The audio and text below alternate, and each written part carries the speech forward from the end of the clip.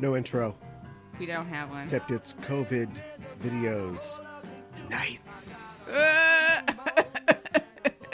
It's a special edition. Yeah? I don't know. I guess we usually do it about this time. I was like, we've done it later than this before. Yeah, so... but that was Nights too. Yeah. Oh, I Yeah. see. Excuse me. Yeah, all they're right. both Nights. Gotcha. Okay. Whew. Here we are. Here we are. The summer has Back come and again. gone. Yeah. I think it's fly when girls stop by for the summer.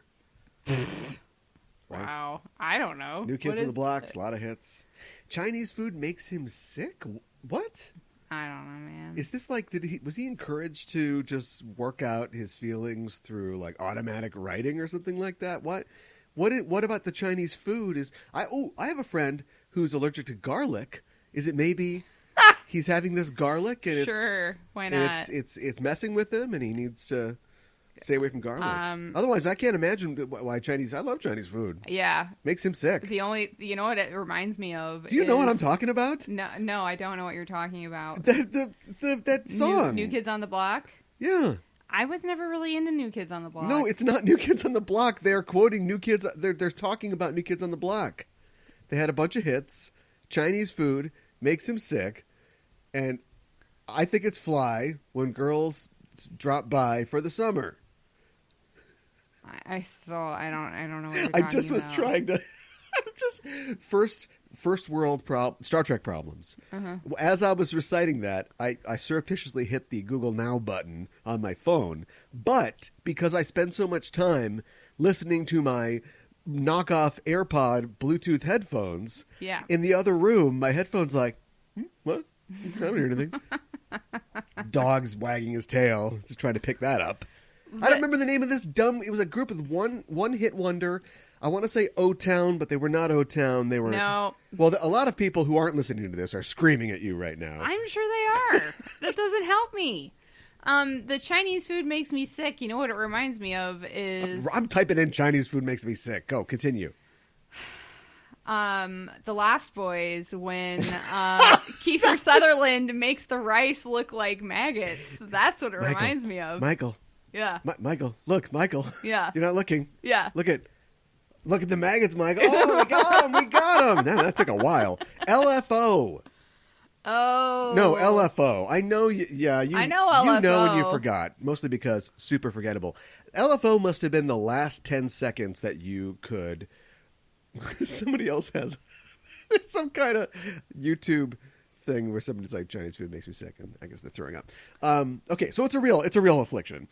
It's the last 10 seconds that you could just simper and like that was it, right? And then everybody else is like, no, eyeliner, hussar jacket, right? And you have to dye your hair black, and you're jamming out on an upside down guitar, and that's the new hotness for young men in bands. I thought that Like a little bit of questionable like sexuality. kind of too, weren't they?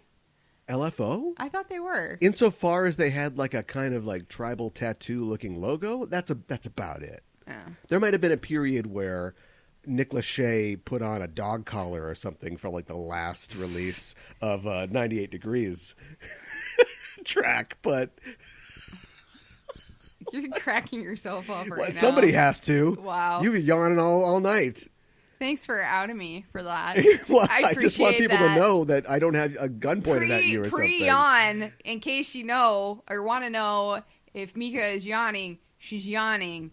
And I'm just going to tell you. So there you go. And also... Are you doing me? Yes. And That doesn't also, sound like me at all. Shut up. If you're like, why are you yawning so much? That's me. I can do me. Maybe it's the films that we watched for this show, but we're stuck with I'm them. a little crabby about it, to be perfectly honest. Won or lost, nobody ever knows. But you lost the toss for the first time ever. So Not I guess the we're first going. time, but yeah. You're a literal. You're a text person. I'm a subtext person, and that's going to come up in our second film tonight. But not this one. The film I picked was 2019's Amazon's The Aeronauts, which, believe it or not, did have a theatrical run somewhere, but almost immediately was released on VOD. Oh, I didn't know it had a theatrical run. Okay. On Amazon Prime. It's an Yeah. Amazon movie, everybody. It is. What happens in the Aeronauts? So it's Not much. loosely based on true events. But gosh, I'm terrible with names tonight. Just don't yawn and you'll be okay. Felicity Jones is an aeronaut. Oh, it's about Felicity Jones? No. It kind of is, I guess. But she's one of the main characters. And then wow, you're gonna have to help me out. I can't remember his name right now because What if I'm I a went through horrible his person. greatest hits? I don't have a name, The so Danish that's not girl. gonna help me. That's not gonna help me. Jupiter Ascending. You're not helping me. I need his name. The Theory of Everything. Okay, the main guy in this is a scientist, and Jerko over here is not telling me his name. But anyways, he Jerko is was one of the guys in the gang in Rebel Without a Cause, right? Yeah, right. I think that was Hopper's character. Anyways, he thinks of him. He's like a meteorologist. That's one of the He's a words. scientist. He's a scientist, Named but he James likes Glacier. to study weather. And he was a real guy. That was a real guy. Yeah, this is very loosely based on a true story. Yeah, and he really wanted to go up in the balloon, and he wanted to learn more about weather, and he felt like he could do that if he went up in the balloon and took like readings and that sort of He thing. invented meteorology. Didn't you know that? Kind of what the movie was almost Well, like saying. movies are always talking to the dumbest person in the cinema, and so that's Yeah. what we've got here, unfortunately. Yeah, and then Felicity Jones' character, like her husband, was also an aeronaut and died really tragically when they were up in a balloon, like the last time she went up in a balloon. So she has a lot of trauma surrounded around that, and she's really reluctant to go up again, but eventually decides that she does want to do it. So most of the movie is them doing this historic flight and going up higher than anybody's gone up before in an air balloon or anything in the world. And that's what most of it is. And then some of it's done and told in flashbacks as well. That's a lot of it. That's most of it. She's like an entertainer, so she's kind of like almost like got like this theatrical, almost like circus performer type thing, like before they go up on the balloon. And she's very dramatic, and he doesn't like that. He thinks it's unnecessary, but she's like, we have to sell it to the crowd and stuff like that. But there's a lot of drama. No, come on. What are you? Okay, what is this, all your right. book report? You're supposed No. to just tell what happens. That's more or less what happens, right? It's And based there's like a couple of things that happen during the flight that are kind of loosely scary. on Yeah. a book called kind of scary, yeah. Falling Upwards, How We Took to the Air, which is about early aviation, and part of it, a section of it is about this historic flight. Mm-hmm. And it's historic because and the entire, and like I said before, the entire thing is just, it's cobbled together from a lot of different things. This is basically like, Right. the guy that made this, his name's Tom Harper. He hasn't really directed anything. British TV, basically. And one of the guys that wrote it, Jack Thorne, is also just he wrote for Skins, basically. It's a very British sounding name, though. Jack Thorne. Yeah. Jack Alistair Thorne, Right. Esquire. The third. Yeah. And so they right. just basically, like, there's never going to be another balloon movie, right? Forget about it. So they just basically took, like, a bunch of, like, anecdotes and cool stuff and just remembrances. And all these guys are writing down in their journals all day long, right, when they were doing this stuff. So they just put a bunch of, like, interesting things in here. But nothing that happened on this flight, like, really happened Yeah, right, on right, this right. historic flight. Right. And the reason that it's historic is Yeah, Glacier got a lot of like readings. He learned a lot of specific things on this and many flights. But on this particular flight that they're dramatizing that happened in 1862, they broke the world like height record for the height that humans went to. Yes. When they stupidly went to 36,000 feet. They went a little too high. You can't live up there. No. No, you die up there. Yeah. That's higher than Everest. So, yeah, that's not good. But they had to fix it, and they did, and they came back down, and I'm sure it was exciting, but probably not quite as exciting as it is in the film. Yeah. I wanted to... So, first of all, I want an asterisk next to this in the books, because I'm doing this under duress. We watched this the other day, just on a lark, and I didn't know that it was going to have to be my COVideo movie, but here we are. So I'm going to treat it like it is a film, classic or modern, for the purpose of this show, but this is not... This is a TV movie. This is a special. You know what I mean? Yeah, this is not... I know. There is nothing special about this, except for the special effects and the presentation. If you said, I'm going to make a movie where two people are in a basket the whole time, I would go, great.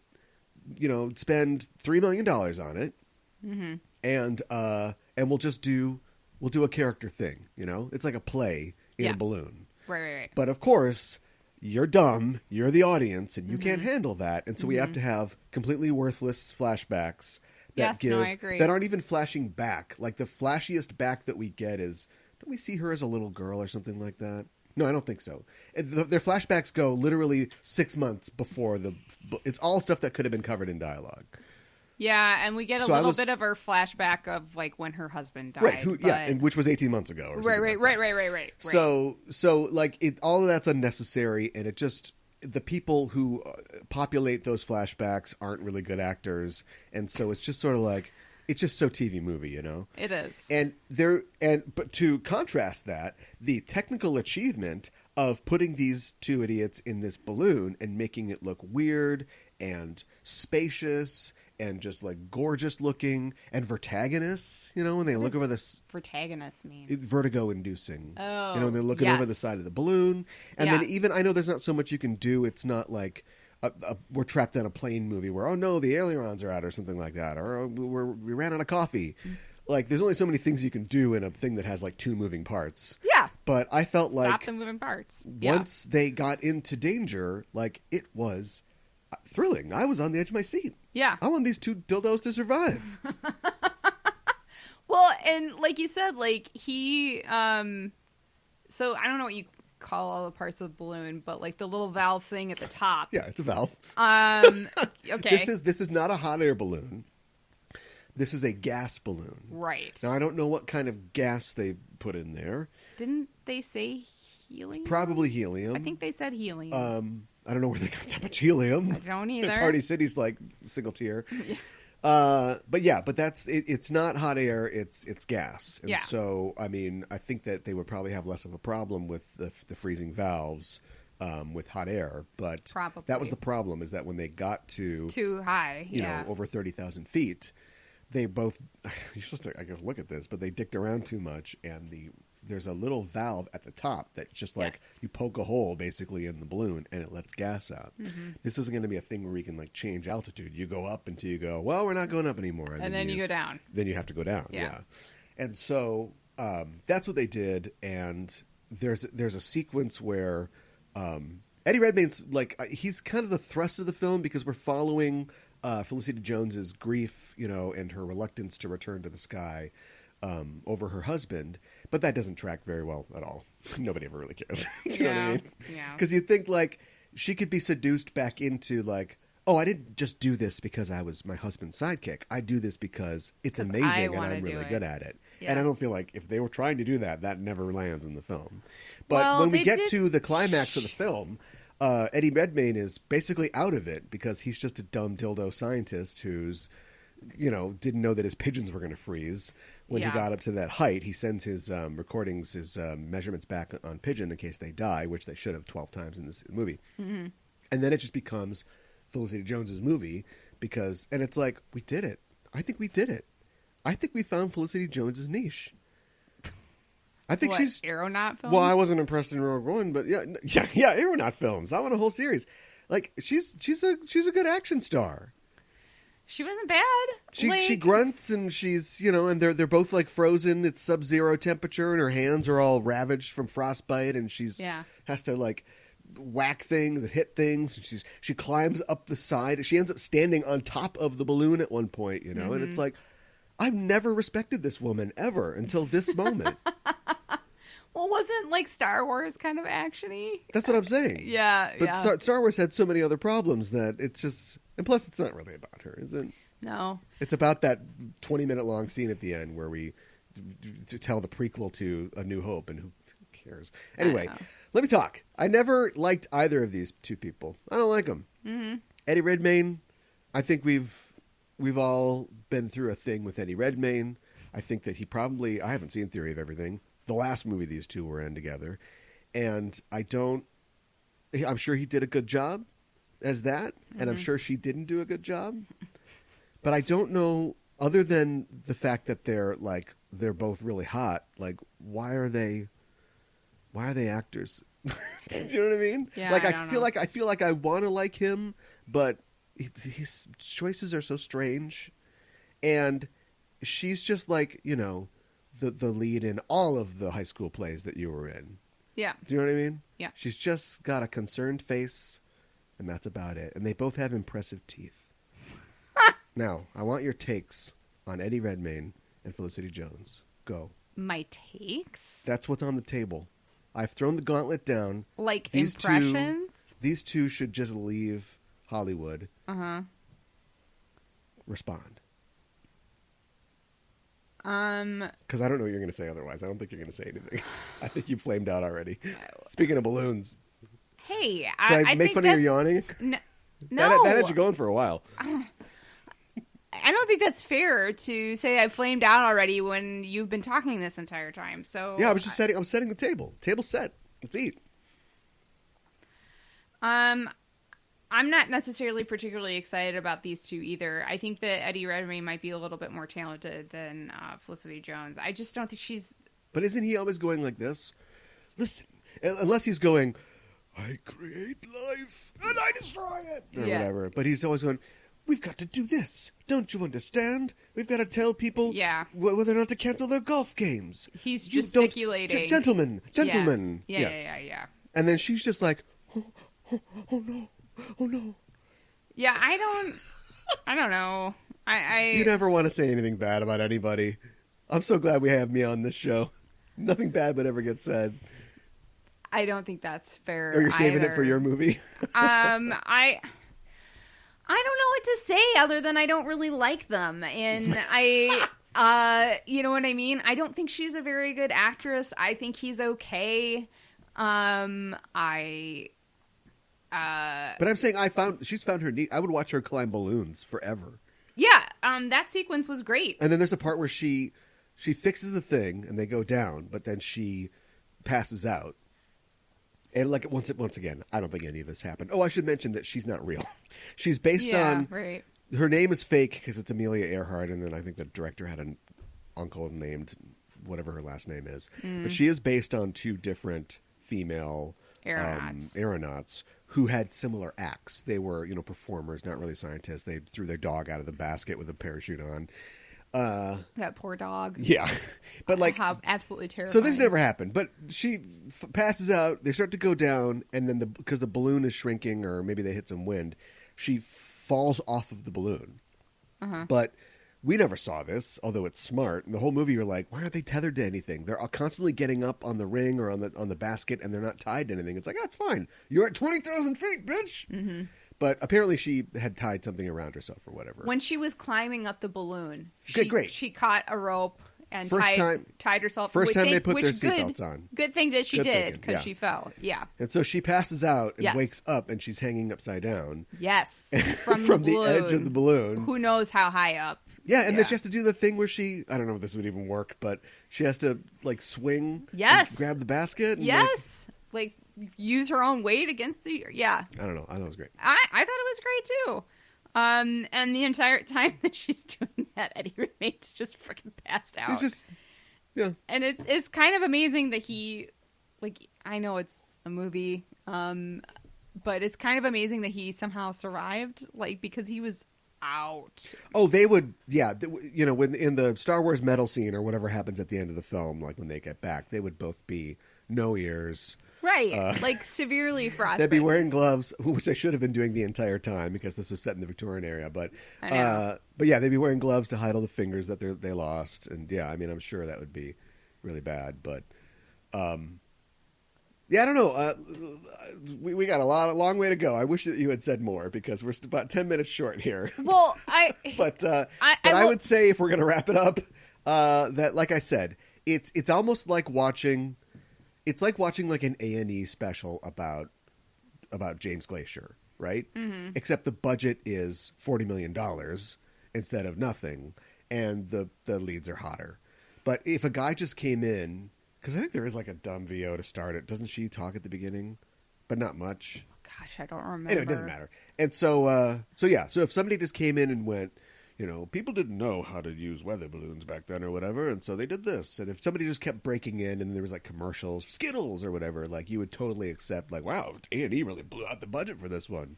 Yeah. And it is entertaining like in that way. Like it's slightly educational.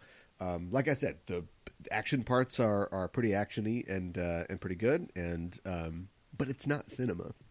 No. We put a hashtag cinema on this thing, and this is not cinema. Yeah. Be great in IMAX. Great 9X. Yeah, if you watch it at home, Gynax? No. No, did you say 9X? No, I said IMAX. The format IMAX. Okay. Although if Gynax was going to do this, they get up on top of the balloon and then like he'd have stigmata and go, what? And then the Sephiroth would appear, and the balloon is one of the spheres of the Sephiroth. I'm so lost. Neon Genesis Evangelion. Oh, okay. All right. I was just going to say, I did appreciate that they did not try to shoehorn in a love story between the two leads. She's free. She's single. Yeah. I mean, I think that they, through this flight, which really is only like a little over an hour and a half long. Oh yeah, the whole thing takes. Yeah, because I like that too. Yeah, I usually don't and they like a lot of that. Yeah, I don't like a lot of graphics and stuff usually. But I like the fact that they had like a chart and they creatively used it in the space, which yes. I hate that too usually. But so the balloon is like rising but it's like part of the graph that shows they've been up for this long and they're this high and but I really appreciated that. Like, I think throughout the course of the flight, they grow to respect and appreciate each other more. Because it's a movie. Because it's a movie. Yeah. But they're not in love with each other, and they don't kiss, or you know what I mean. The Aeronauts 2. Yeah, right. It's like the end of Speed. Oh, like they went through as much as Jack Tripper or whatever. Yeah, right. That's not Jack Tripper, although I would pay to see that. Jack Tripper. Yeah. What do you do, Hot? Don Knotts' voice. What do you do, Hotshot? I don't have a Don Knotts. But they go through like. So here's something else that never happened. They're falling too fast because she opens the valve. Yeah. But it's just open now, so they are just losing helium like crazy, and so they figure out they have to throw everything off. So they're taking their pants off. Not really, but that could have kickstarted Aeronauts too. And so they're throwing everything off, and they realize like the basket, that's what weighs the most. And there's a moment where they tease that she's going to throw herself overboard because that's what her husband did when they were in a similar situation. I was like, I am going to throw myself out of this movie. You never really believe it though. I know. So they realize, like, the basket, we'll get rid of that. Yeah. Like, okay, dum-dums, like, where are you going to sit then?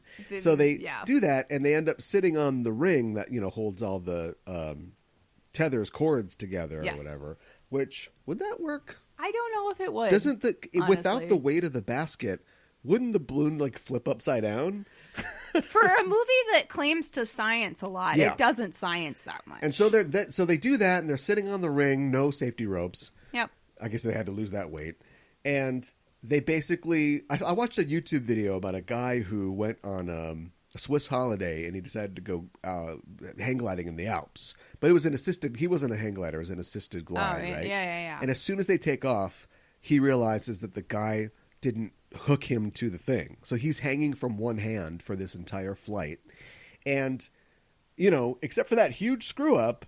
the pilot of the thing of the glider does a pretty good job of bringing it in, slowing it down, probably more than you normally would, just to get the guy down on the ground, because once they get above the ground, he just has to fall. He fell, he broke his hip, he shattered his wrist and had like 3 or 4 pins put in it or whatever. These two come in, and first of all, why would you would just drop straight down unless there's a wind, right? You wouldn't come for a landing like a plane, but they come in sideways like a plane. Eddie Redmayne falls into a forest like 40 feet up, and then she just eats shit like in the ground, and the balloon drags her for like 100 yards. And you think that maybe she's unconscious. It's so bad. She ain't pretty no more. Like they would be dead. And then, their hips would be shattered. They'd lose a mile of skin. And so she gets knocked out. And then she wakes up and she's like, James. And he's crawling to her across the field with his broken pelvis. And she's, no, not a broken pelvis. Yeah, right. They're both just kind of movie beat up fine. Yes, exactly. I mean, I didn't want them to go to the hospital, but I know. Why set up an incredible situation like that if this is about science and about discovery, I know. Plus, it's another traumatic event. Why would she ever go up in a balloon ever again? I know, and yet at the end of the film, they show them in a balloon together again. We're gonna balloon all the time. Yeah, right. 24/7. Exactly. We've done this movie justice, I believe. Would you recommend it? If you want to know more about being an aeronaut or this guy's life, maybe I would recommend it. You would? It's only 100 minutes. Okay, all right. I mean, I guess the action sequences are fun. You got a 4K TV? Yeah. All right. And like when Felicity looks good with that, she's got that windblown look, or windburned look, I should say. Right. Yeah. They can do all kinds of things with frozen hair technology in movies today. I bet they was on a set too. Oh, the whole thing was on a set, but I bet they cooled the set too. Because you don't want to have to pay for a bunch of digital breath, right? So I bet they were on a frozen set. There's probably a great behind-the-scenes featurette on this movie that I'm going to go run off and watch as soon as we talk about your film, which we're going to do right now. Yes. My film was Rebel Without a Cause. Yeah. I know, but it didn't have any cool 50s music because it's a movie about teenagers made by adults. Who seem to be kind of out of touch for teens, even in the 50s. Were you really thrown by the crazy teen slang in this? It's like, hey, get this biz-bazbo out and we're going to get a floop-de-doop and put it on a bucket. They were freaking talking about. I know Frank Miller can write better slang for teens than the writers of this film. What is going on? My man James, he don't shiv, you see. What? Yeah. Do I have to say what happens in this stupid movie? Let me just talk. I wanted to see this because it's James Dean, and you hear about this movie a lot. So that's why I wanted to see it. I hear that they want him to go back to the Five and Dime, but otherwise I don't feel like people talk much about James Dean anymore, unless it's the porn star. Whoa. All different right. spelling. Yeah. Okay. Different rap sheet. Sure.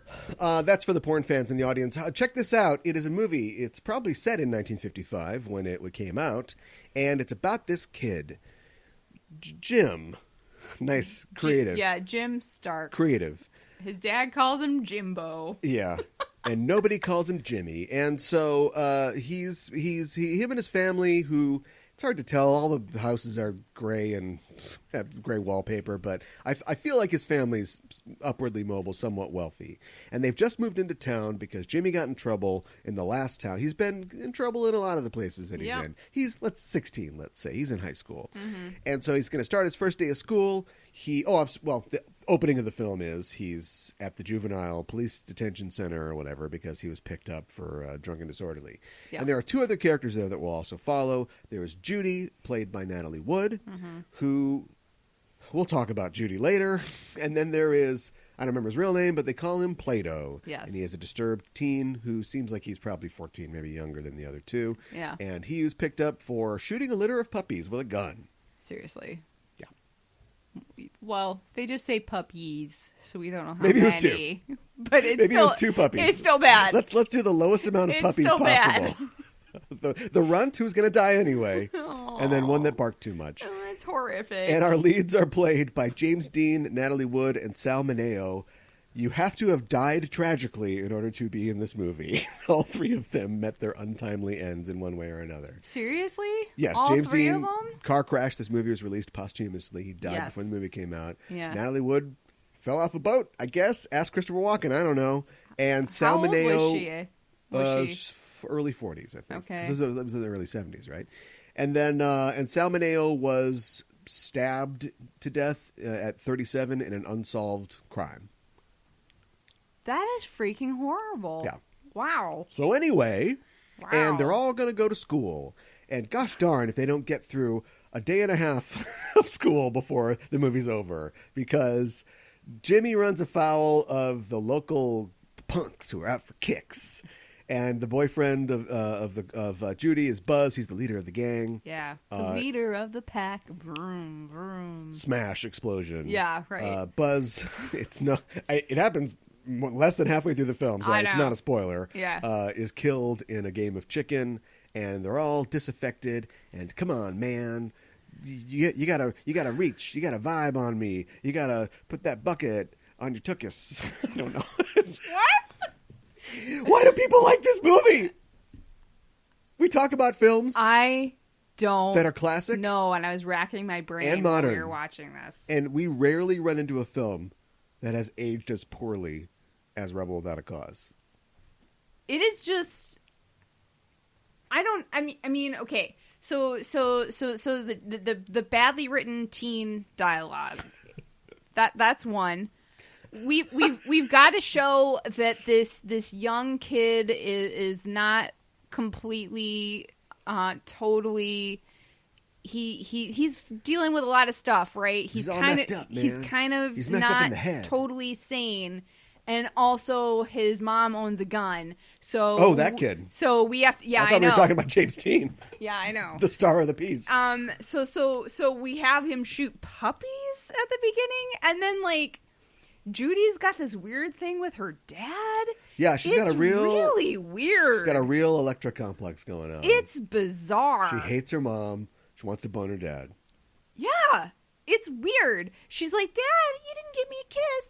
I'm gonna give you a kiss. Oh, he's like, oh, you really shouldn't do that anymore at your age. And she's like, why not? And she makes this big deal out of it, and he's like, knock it off, and like, It smacks her. it's weird. It's weird, and she's in the police station because apparently he called her, what did he call her, like a tramp or something like that, and rubbed the lipstick off of her face, and she was so upset that she ran away. And then she was this huge dramatic thing, and then they're like, we're going to call your dad, and he's going to come pick you up. She's like, okay. And then they're like, okay, your mom's coming to pick you up. And she's like, my mom? And she's upset about that. Why? What? Yeah. Anyways. I assume people are familiar with the film. Okay. And if they're not, nothing we say is going to help them catch up. Let's talk about James Dean. Let's just get out of the way. Okay. All right. I hate James Dean for birthing Ryan Gosling. Although I'll forgive him for giving us Benicio del Toro. Wow. Really? Isn't that what's happening here? You think? Yeah. He was so... First of all, there's a good and a bad side to the sort of newly minted, Stella Adler, Lee Strasberg. Yep. I put you on trial. Me? For working for them for 3 months. You studied acting. I did. But yes. Did you go as deep as I did, though? Did they teach you all the styles, and did you learn about all the schools and stuff like that? Because this was like... I don't know if I learned about all the schools, but right? Definitely I William took classes Hopper at the over Lee here, Strasberg. no relation to Yeah. Dennis. Dennis Hopper. He's a classic actor who was in World War II movies, and then he was Paul Drake on Perry Mason. Oh, okay. He's like, well, let's just tell the now, son. There's that, and then there's like, I'm not facing the camera. I'm playing around laughing in the dirt all or the something time. like that. Yeah, then there's that, right? Yeah. And like, if you're Brando, you can do a little bit of that, but you're still like communicating something, and I sympathize with you, and I feel you could have been a contender. I get it. But if you're James Dean, you're just Jim. Here, we're doing a take right now, Jimmy. Over here. When they had the knife fight scene, they used real knives. Now, I saw a lot of things on this. Dear I saw a lot Why? of things on this set that would make the Midnight Express guy go, huh? Huh? Or was it Midnight Express? What's the movie where the PA got killed? It's not funny. We shouldn't joke about it. No. This is a very unsafe set. Yeah, but yeah, apparently yeah. they used real switchblades with real knives. And No. James Dean got cut by his co-star at one point. And his co-star was immediately like, oh my God, cut. Oh my God, are you okay? And he's like, don't ever call cut. We're going to use this. This is real pain here. And he stormed off the set and they had to like talk him into coming back. You know, a real Tom Noonan type. It's just like, Jesus, dude, this is not helping anything. No. I think that if he had lived, Oh, he would have boy. flamed out. You think so? Yeah. Or maybe he would have kept doing it and somebody would have got to him and eventually been like, you can just chill out. You know, we're just like doing stuff Or he would here. have been a real Tom Noonan type. And Yeah, just well, been Tom like- Noonan's still around. Yeah, Yeah. exactly. But he doesn't have, the matinee good looks. No, I mean, okay, iconic look for this film, right? Like the hair, the tight white T-shirt, the red jacket. windbreaker? Yeah, I know. I guess. Holding a cigarette like no one has ever held a cigarette before. Right. So there's that, right? But I almost think that. Do you think I haven't seen he was in a couple Stop bouncing other your things on the table. Sorry. People wouldn't hear that. I haven't seen his other films, so I don't know. He's in East of Eden where he plays an emotionally disturbed character, kind of similar to this character. And then he's in Giant, which came out. That was his last film that came out the year after this, where he's also kind of similar. He's a whiny boy. Okay. Well, I mean, I don't know. A real soy boy. I kind of lost my train of thought. Oh, I'm blown away. Is this any more than there's a story behind this film, and it doesn't really matter. But they tried to get this film made for years, which tells you a lot, I think. They wanted to make it in the early 40s. They actually wanted Brando at one point, and they wanted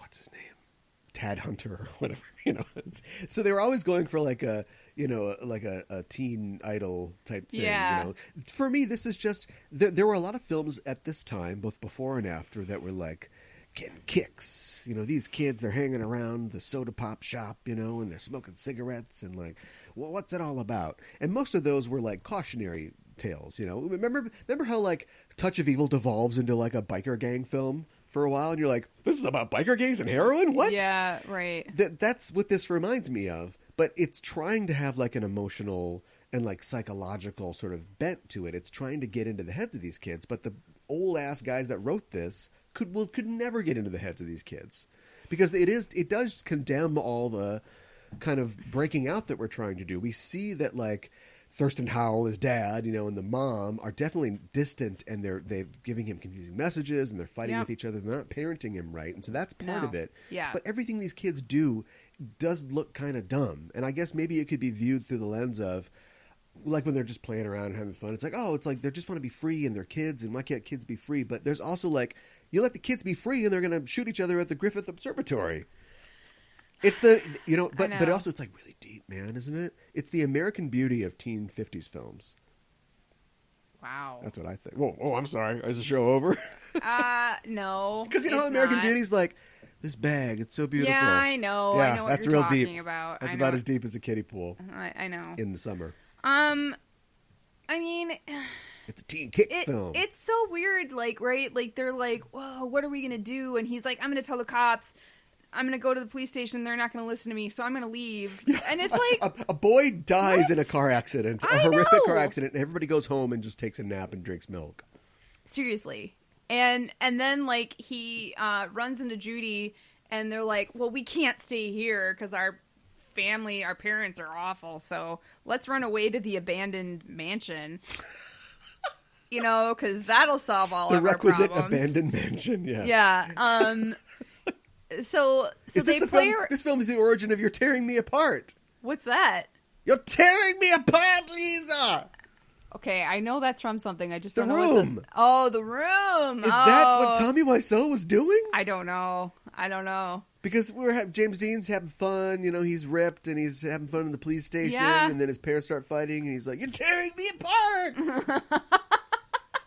Maybe that's what he was doing. He's trying to channel James Dean. Weird. But then, like, Plato finds them, and they're, like, having fun, just, like, goofing around. I don't even know, you know? Okay, so let's talk Plato. Yeah, let's talk Plato. Let's do it.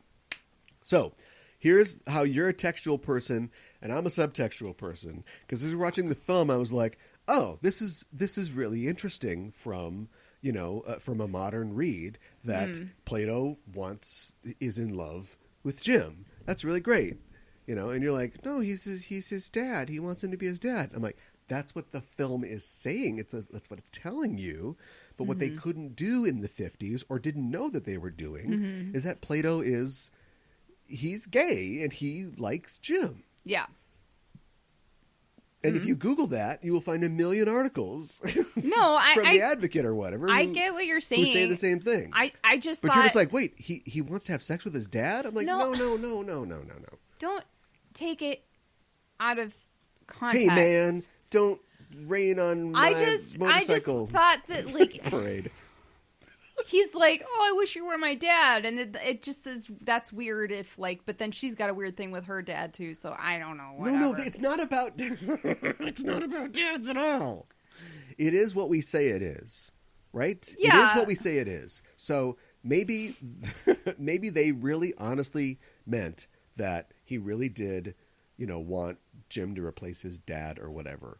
But when you look at the context and you look at the fact that the actor that plays Plato was a gay man who, and we don't know, and it could just be slander, but was killed by a jilted lover, stabbed to death. With you can only read it with a modern reading. I can't go back to the 50s and No. I understand what you're saying. Yeah. And that's totally fine, and I'm totally okay with that. I did think it was interesting, though, like, later on in the film, like, Jim says to Judy that he feels like Plato sees them, the two of them, as, like, his family. Yes, we got to keep making that try to work. No, I'm just saying. No, the movie goes all out with it, but I'm just saying. We all three of them have issues with their parents. Yes. Varying issues. Yes. And. Yes. Jim thinks that his dad is kind of a pussy and should punch his mom. Yep. Pretty much. Let's talk about that. Okay. I mean, his mom is kind of a bully. You could see it like that. And and after Jim kills a kid by driving him off the cliff, he comes home and his dad is making like a late night dinner for his mom or a snack or something like that, and he sees his dad in an apron. Now, in the 50s, men didn't usually cook. And if you wanted to not get your suit... That was after the knife fight. Whatever. Okay. If you wanted to not get your suit dirty... Yeah. You'd wear an apron when you're making some sandwiches. Sure. But the film specifically is casting him as a 50s pussy, right? Yes. And Jim gets all mad when he sees his dad, what he thinks to be prostrate. And the film never... The thing about, like, Catcher in the Rye, which is a kind of similar thing, right? This kid who's... It's about a kid in the 50s. It was actually written in the 40s. Who's disaffected, and he's like, parents don't know where it's at. But and people take it the wrong way and shoot John Lennon over it. But Salinger is writing that this kid doesn't know what he's talking about. That is the subtext in it. And I don't ever feel that subtext here. I feel like Thurston Howell should give Lovey the back of his hand, and this movie would be really happy about it. And if he would just get his house in order, then maybe if Judy's dad would just take her into the bedroom and get this done, everything would be fine. But I don't know what the movie wants me to feel. Do you know? What is it trying to say? And then it abandons all those emotional plot lines and just turns into like a tragedy thing at the end. I know. At the end, when he goes in, and huge surprise, Jimmy Dean was encouraged to improvise a lot of his dialogue on the set. So after he goes in and incredibly awkwardly tries to talk this kid down wouldn't this be the time to turn on any warmth that you have at all to try to get this kid to give you the gun? Absolutely. Well, they go in there and it's like, what a perfect time. You could still kill the kid at the end, but what a perfect time to have him repeat that speech that his dad gave to him about how, these choices will make sense later. You have to pick something. You have to stand up and be a man. Yeah. Telling him that to get the kid out, and then he can get shot by the adult cop because adults really don't understand. You know what I mean? Yeah. But instead, it just turns into like this inevitable tragedy in the bad 50s movie style. Mm-hmm. I know. And This movie is in the Library of Congress. But not the Aeronauts. Well, this is a tragedy. Well, and then I don't really like the Judy's boyfriend literally just died that night. Yeah, and then she weird. Falls. She's like, "Oh, I'm in love. Is this what love feels like?" And he's like, I don't know. Yeah. And it's like, what? Yeah. What? I know you're dumb teens, but seriously? Yes. Plus, just to go back just a little bit, Plato has a picture of Alan in his locker. Come on, man. What do you want? What do you want from me here? Oh, that he's idolizing a guy instead of he doesn't have a female heartthrob in there. Is that what you're saying? He's got a dude in his locker. He's got I see what you're saying. A movie star, matinee idol in his locker. Yes. Because he's imagining that's his dad. Sure. Keep telling yourself that. Right. Okay. Right. All right. Okay. I just want to be straight on this, so to speak. I see what you did there. Okay. This wasn't all for that joke. I just want to make sure that we understand. I don't think the show could go forward if we don't understand subtext. Yeah, no, I understand what you're saying. All right. I do. Otherwise, we'd be real yo-yos. Seriously. What is a yo-yo? Can we got somebody 15 minutes left. Tell me, let's go into turbo crap on this. I don't even know. So I was trying to think about, why, besides the fact that, this is one of James Dean's only movies, and he died prior to it coming out. Yeah. So I think that's one reason why it was a big deal. Probably, maybe the biggest reason. And then I was trying to think of what are other reasons why people liked this? Maybe it was really controversial at the time. Do you want an answer? Maybe some of the angles or the lighting. They try some angles, don't they? They do. They're really trying stuff. There's an inverted POV shot. There's the confrontation scene on the stairwell with Dutch angles.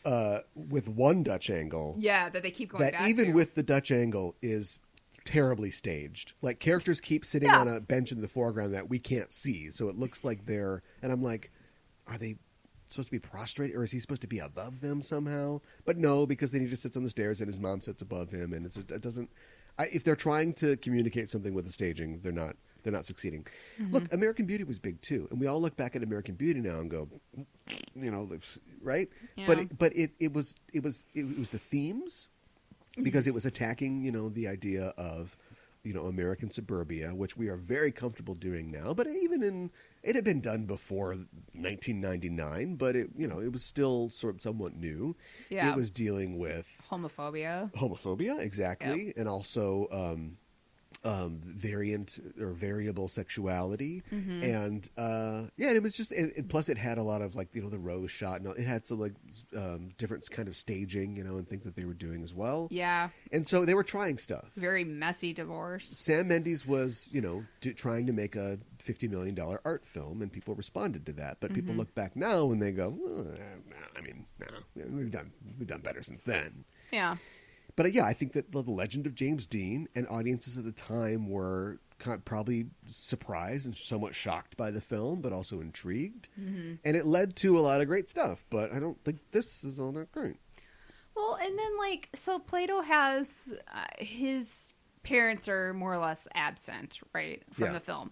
And he has somebody who works for his parents. Yep. I don't think they even give her a name. She's basically I hate to say this, but she's basically like a mammy character. And she's the housekeeper or what have you. And she's the only one besides Jimmy or Judy who is concerned about Plato. But she's there, somehow she gets there at the conservatory before he dies. Yeah. And they're there's a kid in the gun in there. In her robe. Yeah, I know. I ran all the way from the house. Seriously, I don't know. In my slippers. I don't know how she got there, but she did. And they're oh, my boy, he ran away and he has a gun, and then he gets shot, and there's this huge whole dramatic thing with Jimmy and other people fawning over for Plato after he passes. And they kind of have her in the background. Wouldn't she be more emotional? Wouldn't she be more right there by his side? But she was by his side. Until James Dean came in and he's like, let me just muscle into this emotional moment. I'm more sad than you are. Let me zip your little coat up there. Well, you're always cold. But, like, you think that she would have been, like, holding his hand or something? 'Cause she's like, I don't know. Maybe don't I'm, know. like, just grasping for things here. I don't know. What if we saw this from the gay kid's perspective? Do it, Hollywood. Remake Rebel Without a Cause. Sure. And Plato is the main character, right? And we see it from his perspective. And Jim is like his Tyler Durden. Do you know what I mean? Jim comes in from another town. He's a bad kid. He's a bad dude. We've heard about this, you know. Mm-hmm. But he turns out to be surprisingly warm. And everybody in this movie is a monster. Like, he just wants to, like, shuffle around, you know what I mean? But, like, suddenly, like, a chain gang is here to beat the crap out of him relentlessly. Yeah. But, like, so that all that's happening, but we're seeing it from, you know, get Guadagnino or something like to do this, you know? Like, we see it from the gay kid's perspective, you know, looking up to him. And we can, you know, maybe shoot him at the end. Or we can maybe have a happier ending. Yeah, and let's not have him shoot puppies at the beginning. Like, we could have him, like, torturing an animal or something. Yeah, I guess we could. I like how we're just Wow. horse torturing. I know, right? Seriously. What about Dennis Hopper? Did you enjoy one of Dennis Hopper's first films? Yeah, that was weird. Might be weird. his first major film. That was weird, man. Playing Clutch, Butch, I don't know. They all Crash, had weird Smash. made up names. Flip, Flop. Yeah, right? Fizz Plop. Yeah.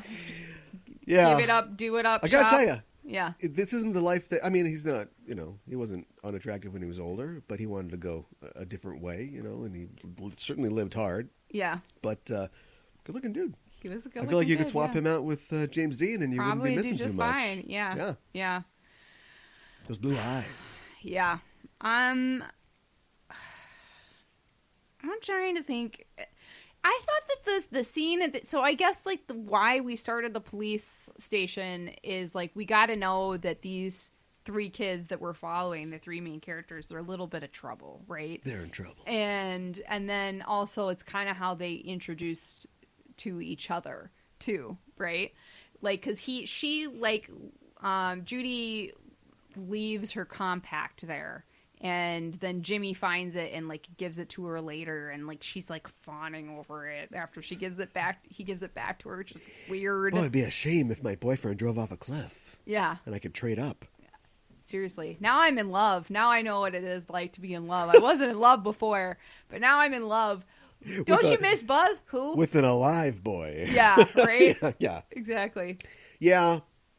Yeah, the intervention, I guess the intervention of the police, because normally, you know, you have a shootout with a 14-year-old, which, you know, just watching, boy, they did everything they could to not kill that kid. It's very different than modern policing. SWAT van rolls up to Griffith Observatory. Yeah. Normally they would just show up at the end in a movie like this, right? Mm-hmm. Like, the first time the cops show up would be in the last 10, 15 minutes when they see... Punk, Dunk, and Trunk's car outside of the mansion, and it's like, oh, we've got a break in here. Mm-hmm. But instead, they try to introduce the character who played by, I can't remember his name now, but he was the chief, right? On is it Dragnet or whatever? Oh, I don't know. Anyway, yeah, so he's like this more positive figure in the kid's life. Mm-hmm. But this isn't going to be a Good Will Hunting type thing. This is not going to turn out well. Oh, you're talking about the cop that like Jim has a good relationship at the juvenile with station. That was weird too, right? Like because his parents and his grandma, who we don't really see that much ever again, like show up and they're all arguing and bickering with each other, and so then the cop takes him into the back room and he's like, turns the chair around, let's talk.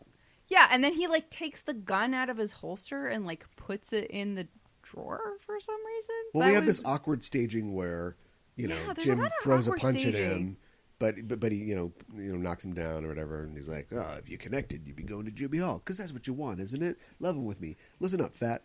Why don't you kick the desk instead?" Yeah, and then he just really goes. So it's like, okay, is this guy going to have an influence in his life? No. When he goes after he helps murder somebody in a car, he goes to like talk to him, and he's just not there. He's not there. But then he is later when they call the station. I know. 3 a.m. So where was he? I don't know.